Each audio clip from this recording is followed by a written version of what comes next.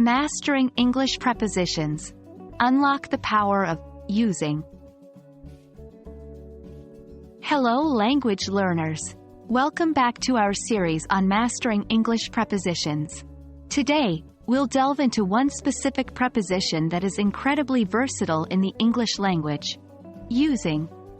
We use using as a preposition of instrument to show what thing or process was used to accomplish something.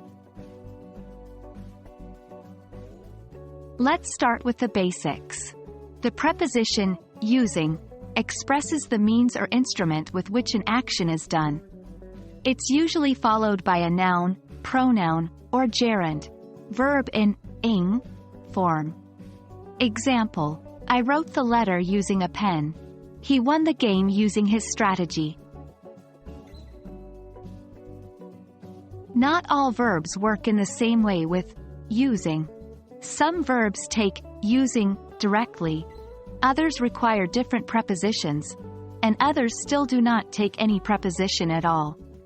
It's important to understand how using fits into different contexts. Example: I can open the jar using this tool. Direct use of using. I remembered his name by using a mnemonic. By using expresses the method. I can calculate the sum without using a calculator.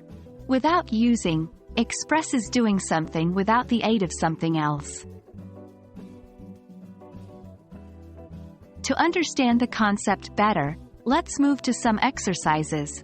Practice makes perfect. 1. Fill in the blanks. She made a beautiful dress _ a sewing machine. 2. Fill in the blanks. You can learn English effectively _ interactive online tools. Correct answers: 1. Using. 2. Using. Let's address some common mistakes to ensure you use using correctly.